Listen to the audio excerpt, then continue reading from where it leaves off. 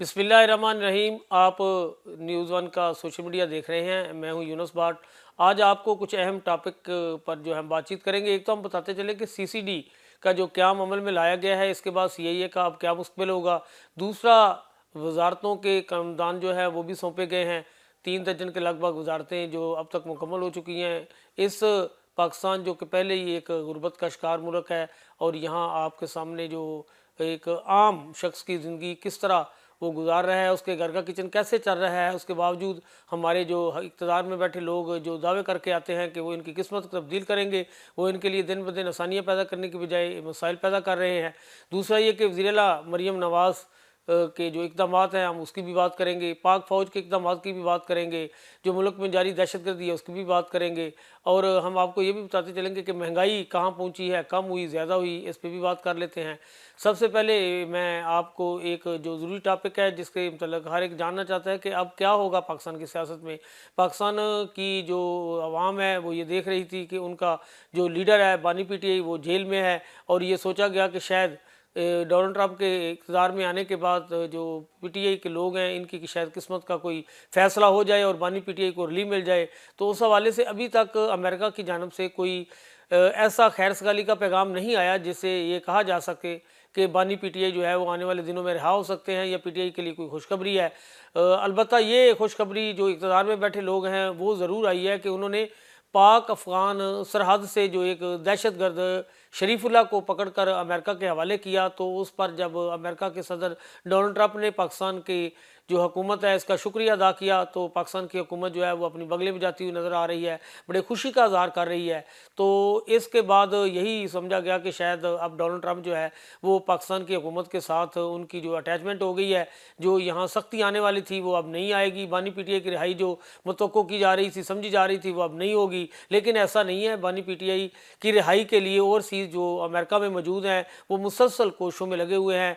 वहाँ जो उनके सेंटर हैं उनकी हमायत हासिल करने के लिए आने वाले दिनों में कुछ बिल आने वाले हैं जो वहाँ जो पाकिस्तान की किस्मत को जो तब्दील करवाने के लिए या बानी पीटीआई की रिहाई के लिए अपना किरदार अदा कर सकते हैं। वो ओवरसीज़ की कोशिशें जारी हैं। ये नहीं कहा जा सकता कि बानी पीटीआई की रिहाई के लिए वहाँ काम नहीं हो रहा।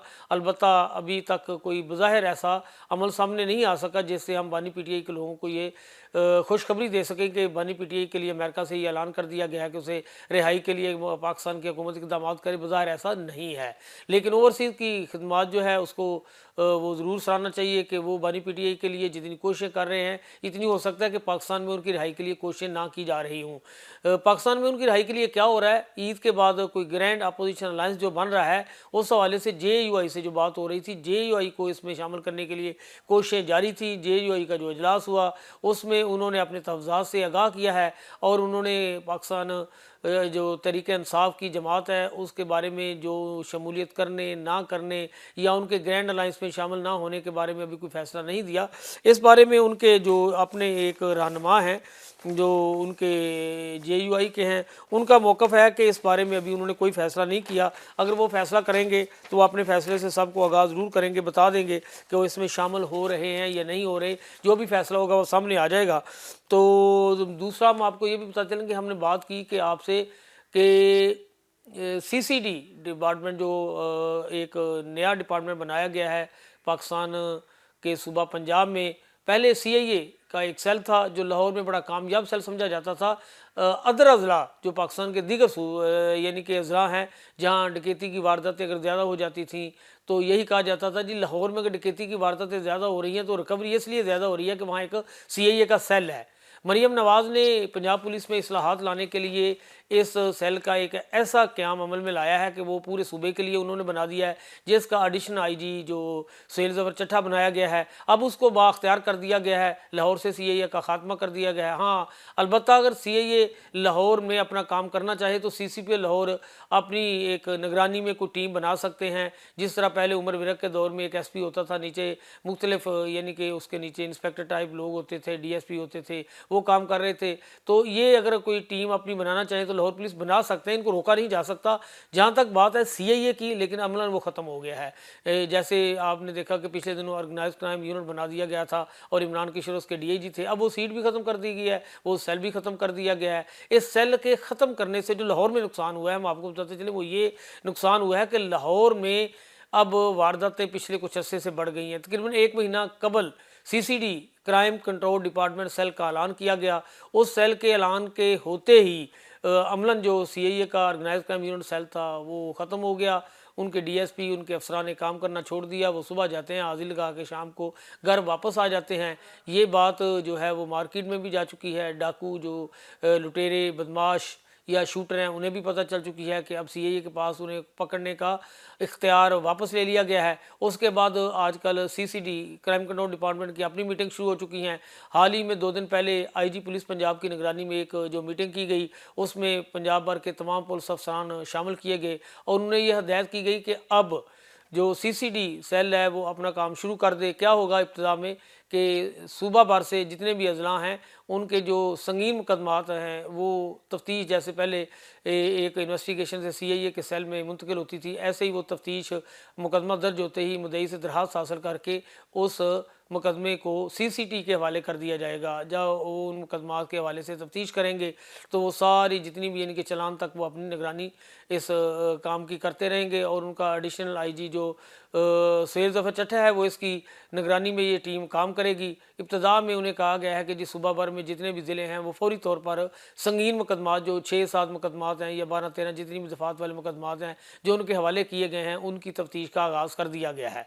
तो अब जो उनके आगाज़ करने के बाद पुलिस अफसरान की तैनातियाँ हैं, कई लोग उसमें जाने के लिए सिफारिशें करवा रहे हैं कि हमें भी उस सेल का हिस्सा बनाया जाए, क्योंकि ये सेल जब इसका क़याम अमल में लाया गया है तो इस सेल को अख्तियार बनाने के लिए बड़े इख्तियारात भी दिए गए हैं। ये अपने तरीके से तफ्तीश करेंगे, मुल्ज़मान को जितने दिन चाहे वो रिमांड पे रखेंगे, मुल्ज़मान को बगैर रिमांड के पकड़ेंगे। जिस तरह सीआईए में होता था, कई दिन वो लोग पकड़ के हवालात में रहते थे। सीआईए के सेल में आपने देखा कि किसी को इजाज़त नहीं होती थी, अगर कोई भी जितना मर्जी बासर है मुल्ज़म तक या पुलिस अफसरान तक अगर उसने जाना है तो पहले वो गेट से, ऐसे ही है जैसे किसी यानी कि हसास अदारे के सेल में गया है। वहाँ यानी कि जो लोग हाई कोर्ट से या सेशन कोर्ट से मुल्ज़म की बाजियाबी के लिए बेल मुकर्रर करवाते हैं, उस बेल को भी इख्तियार हासिल नहीं है कि वो किसी सीआईए सेल में जाके फ़ौरन आनन फानन अंदर चला जाए।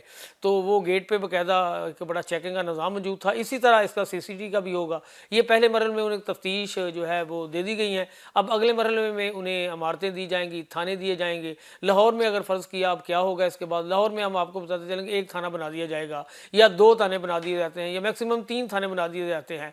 अगर वाक़या होता है रायबंड में, थाना जो है वो लाहौर में है, गढ़ी शऊ में है, किले में है या आप समझ लें कि मनावा में है, किसी जगह पे भी थाना है, तो वो जो संगीन मुकदमात का मुकदमा दर्ज होगा वो इसी सेल के मतहत होगा और इसी पुलिस की हदायत पर होगा। रायबंड के लोग भी वहीं पहुँचेंगे। फिर अदालतों में इसका क्या स्टेटस होगा ये अभी अलहदा बहस है कि अदालतें इसको किस तरह देखेंगी, लेकिन फ़िलहाल मरीम नवाज़ ने इस फैसले को फौरी तौर पर नाफिज़ अमल करने का कहा है। 3 महीने के बाद उन्हें इमारतें देने का भी कहा है, गाड़ियाँ देने का भी कहा है, वसी फंड देने का कहा है।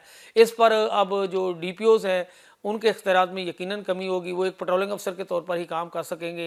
जो लॉ एंड ऑर्डर की सूरत हाल बेहतर है बनाने के लिए उसी पर काम कर सकेंगे। ये एक पुलिस में अगर हम ये कहें कि ये इससे करप्शन बढ़ सकती है तो ये बात हमारी गलत नहीं होगी। इससे करप्शन जो है वो ज़्यादा बढ़ सकती है, क्योंकि पुलिस के जो वहाँ काम करने वाले लोग हैं जो सीसीडी में होंगे वो ना तो डीपीओ को जवाबदेह होंगे, वो अपने सीसीडी के सरबराह सैयद ज़फ़र चट्टा को जवाबदेह होंगे।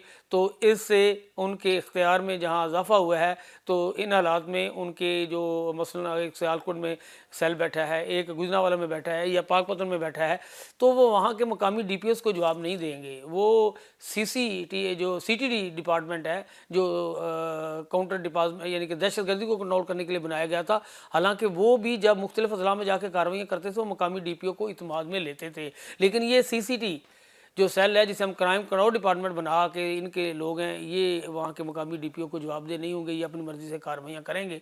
अलबत्ता मुकामी डीपीओज़ का कहना है, आरपीओज़ का कहना है कि 1 महीने बाद हमारी मीटिंग हुआ करेगी, आईजी साहब उसमें मौजूद होंगे, उसमें सीसीडी के सरबराह मौजूद होंगे, जो उसकी टीम के लोग होंगे वो मौजूद होंगे, अब वहाँ अपनी शिकायत करेंगे। वज़ीर आला पंजाब का बज़ाहिर तो इस सेल को बनाने का मकसद पंजाब भर से संगीन जराइम का खात्मा करना है, लेकिन अब देखते हैं कि इससे संगीन जराइम में खात्मा होता है या शिकायत शहरियों की बढ़ती हैं।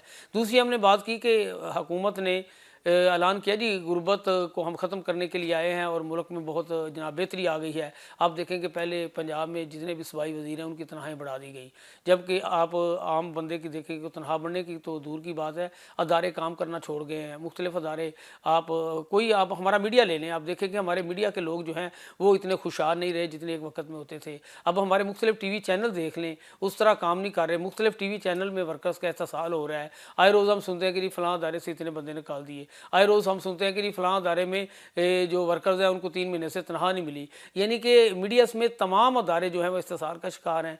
दिन ब दिन जो यहाँ यानी कि गुर्बत बढ़ रही है, हम ये नहीं कह सकते। हम उस वक्त यानी कि मुल्क में खुशहाली आती है जब सनतें चलती हैं, जब बिज़नेस होता है, जब कारोबार होता है। अगर कारोबार होगा तो मीडिया के लोग भी खुशहाल होंगे, इन्हें बिज़नेस मिलेगा, अदारों को जो है वो बिज़नेस मिलने के बाद वर्कर्स को जो है अच्छी तनख्वाहें मिलेंगी।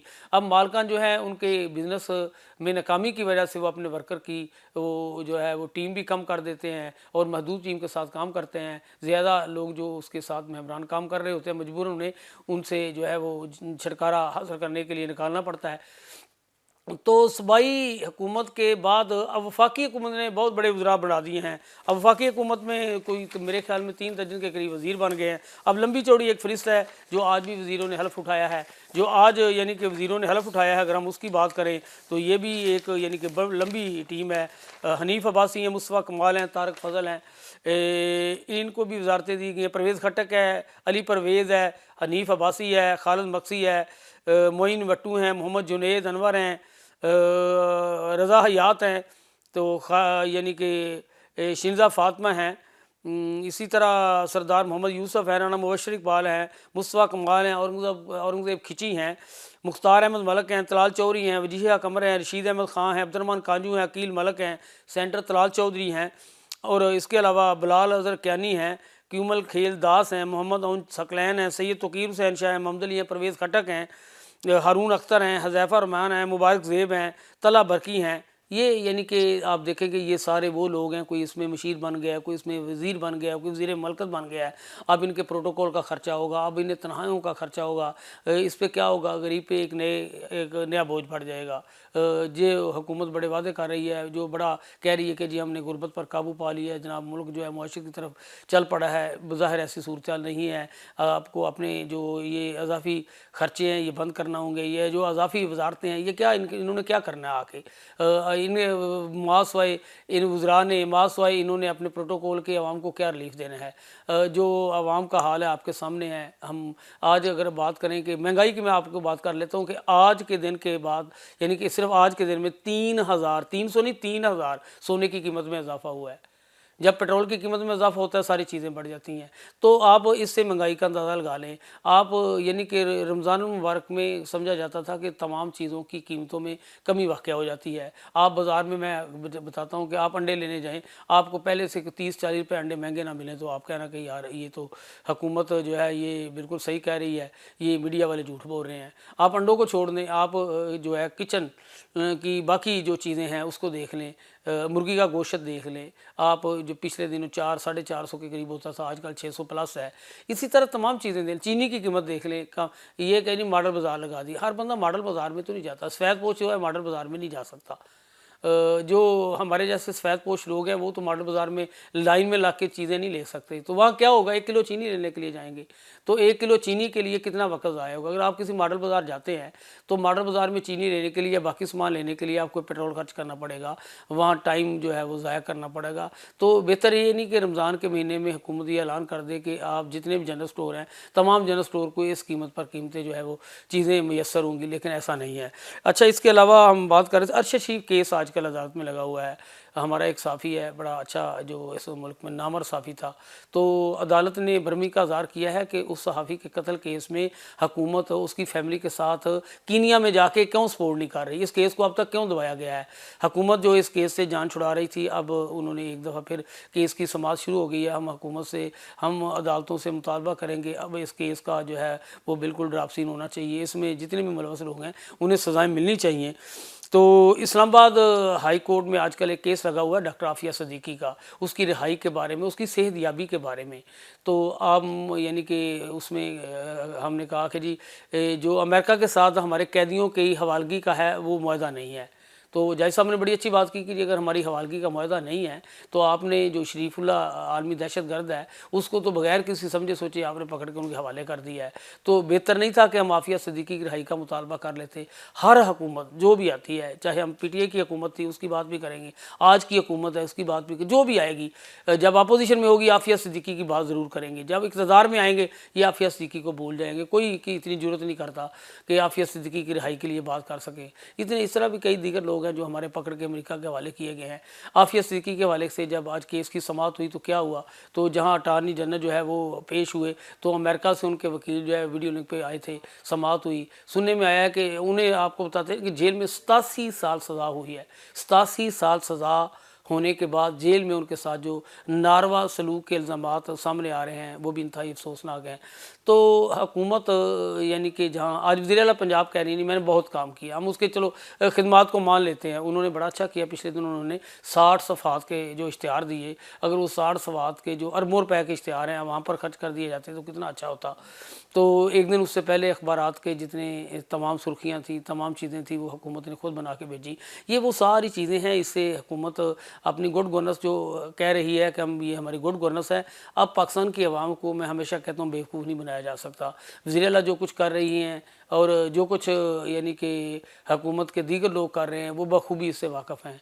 तो हुकूमत को कोई भी ऐसा काम नहीं करना चाहिए। एक हमें आपके सामने जो है पाकिस्तान में दहशतगर्दी का बड़ा सामना है। दहशतगर्दी के हवाले से मैं कहूँगा कि पाक फ़ौज है उसको हम हमेशा क्रेडिट देंगे कि उनके जवानों ने हमेशा जो है वो कुर्बानियाँ दी हैं, वो अपनी जानों के नजराने पेश किए हैं। लेकिन इस दहशतगर्दी को ख़त्म करने के लिए हमें कोई मौसर इक़दाम करने चाहिए, हमें कोई इस तरह का लाहे अमल इख्तियार करना चाहिए। आज जो सूबा बलूचिस्तान है वहाँ की सूरत इंतहाई ख़राब है। अब वही सूरत केपी के में इख्तियार होती जा रही है। जिस तरह आपके सामने बनू में हमला हुआ, वहाँ हमारे जवान शहीद हुए, मस्जिद में जो लोग शहरी थे वो शहीद हुए, जो साथ एक घर था वो लोग शहीद हुए। तो ये सारे वो वाक़यात हैं जो हमारे लिए ना सिर्फ इंतहाई बदनामी का बायस मान रहे हैं, मुट्ठी भर दहशतगर्द हमारी आपस की लड़ाई ने हमें जो है वो तकसीम कर दिया और ये लोग फ़ायदा उठा रहे हैं। मैं यही कहूँगा हमारे जितने भी सियासतदान हैं इन्हें एक टेबल पर बैठना चाहिए, ना उसमें ये यानी कि तफरीक की जाए पीटीआई से है, ना ये तफरीक की जाए ये फ़लाँ जमात से है। सबको यकजा हो के इस मुल्क की सलामती के लिए इकट्ठे काम करना चाहिए और इस मुल्क की जो है खुशहाली के लिए एक हो जाना चाहिए। तो एक और बड़ी ख़बर है, जब ये लोग इक़्तिदार में आते हैं तो इनके लिए बड़े बड़े इनामात भी सामने आते हैं। डोनाल्ड ट्रंप का नाम जी एक नोबेल अमन इनाम में जो है वो 2025 में नामज़द कर दिया गया है। एक नोबेल इनाम दिया जाता है जो 1901 में पहली दफ़ा दिया गया और इसमें जो है बाकी लोग भी हैं। ये 2025 के लिए इसका नाम आया है सामने नोबेल इनाम में। इसमें यूरोप के जो है पोप फ्रांस समेत 300 दीगर लोग भी इसमें नामज़द किए गए हैं। इसमें नीटो के साबिक़ सेक्रेटरी जनरल जनेजा स्टोलनबर्ग का नाम भी शामिल है। नोबल कवानीन के मुताबिक नामज़द अफराद के नाम 50 साल तक जो है वो खुफिया रखे जाते हैं, लेकिन अगर नामज़दगान यानी कि जो नामज़द करते हैं वो अपने उम्मीदवारों के नाम ज़ाहिर भी कर सकते हैं। डोनाल्ड ट्रंप के लिए ये बड़ी एक खुशखबरी है कि उसका भी 2025 के इस नोबल इनाम में नाम सामने आया है। तो यानी कि ये वो चीज़ें हैं कि जो आज हुकूमत हमारी इस आवाम की खिदमत के दावे करती थकती नहीं है, अवामी मनसूबे गनाती थकती नहीं है, लेकिन परसेप्शन कुछ और है, रियलिटी कुछ और है। रियलिटी यही है कि अवाम की किस्मत तब्दील नहीं हुई। रियलिटी यही है कि गरीब आज भी जो है वो फाकों की नौबत उसे जो है हालात उसके ठीक नहीं, फाकों की नौबत मार रहा है। आज भी देखें कि लोग खुदकशियों पर मजबूर हैं, अमन व अमान की सूरत हाल अच्छी नहीं है। तो ये आज की जो 3 खबरें थी उस पर हमने आपको सारा आगाह किया। अपने जनाब आइंदा तक जो है अगले प्रोग्राम तक के लिए आपसे इजाज़त चाहेंगे। अल्लाह ने के बाद।